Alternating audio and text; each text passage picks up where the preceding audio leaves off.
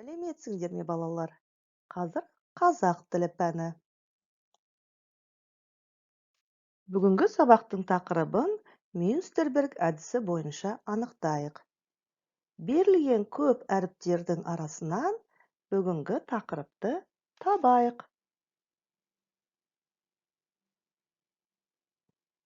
Дұрыс, негізгі және туынды етістік. Оқу мақсаты тыңдалған мәтін бойынша пікір білдіруге бағытталған сұрақтарды қоясыңдар. Сұрақтарға толық жауап бересіңдер. Берілген сурет бойынша мәтін мазмұнын болжайсыңдар. Негізгі және туынды етістіктерді білесіңдер. Мен қалай оқуға бардым? Мәтінін тыңдаңдар. Мен қалай оқуға бардым? Менің Әбіш деген құрдасым бар еді. Әкесі оны оқуға берді. Бір күні ойнайын деп бардым. Әбіш кітап оқып отыр екен. Тыңдасам, кітабында жұмбақ, мақал, өлең, басқа да жақсы сөздер көп екен. Оқу үйренсем, мен де сондай оқыр едім деп ойға қалдым. Үйге қайтып келдім. Оқуға барамын, дедім. Әкем мен апам бұл ойымды ұнатты. Ертеңіне әкем мені оқуға апарып берді. Ахмет Байтұрсынұлы.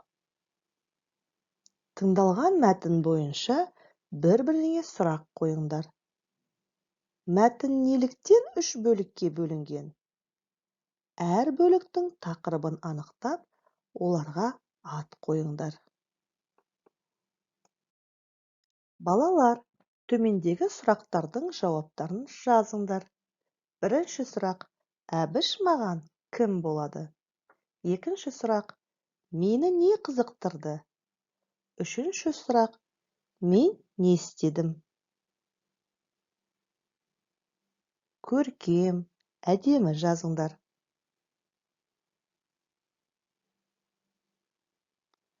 Ал тексерейік.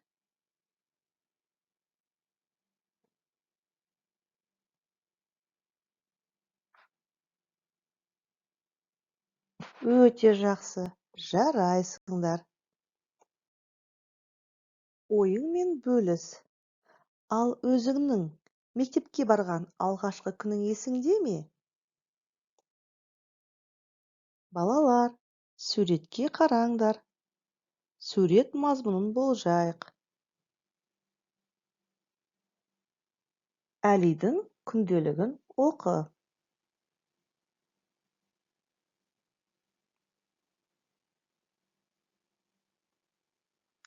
Күнделік дұрыс жазылған ба? Ойыңмен бөліс.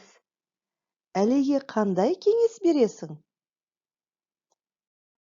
Екі бағандағы етістіктерді оқып салыстырайық. Барды, көрді, айтты, оқыды. Көздеді, ойлады, тістеді, биледі. Қай бағандағы етістіктердің түбірі зат есім?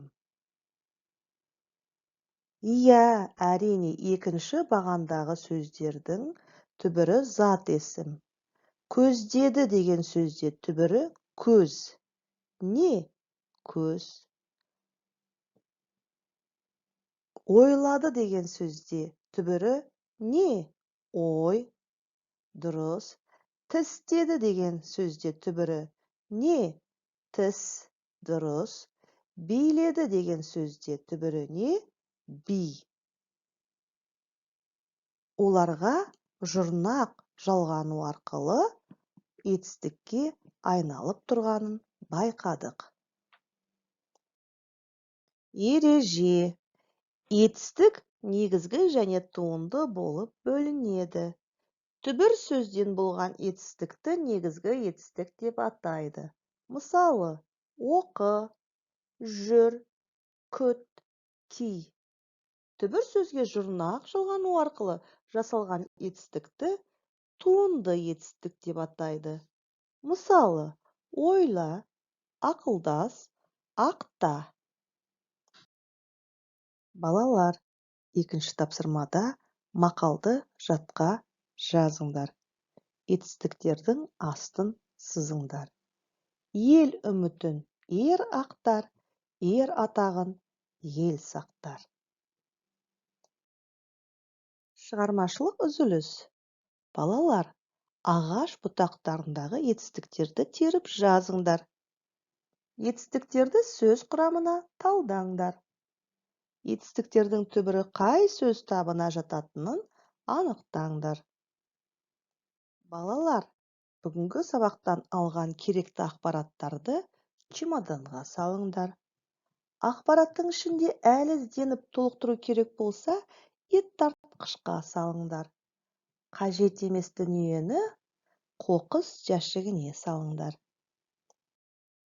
Үйге берілетін оқу тапсырмасы. 3 негізгі, 3 туынды етістікті қатыстырып сөйлемдер құрап жазу. Балалар, бүгінгі сабаққа өте жақсы қатыстыңдар. Сабақ аяқталды. Сау болыңдар.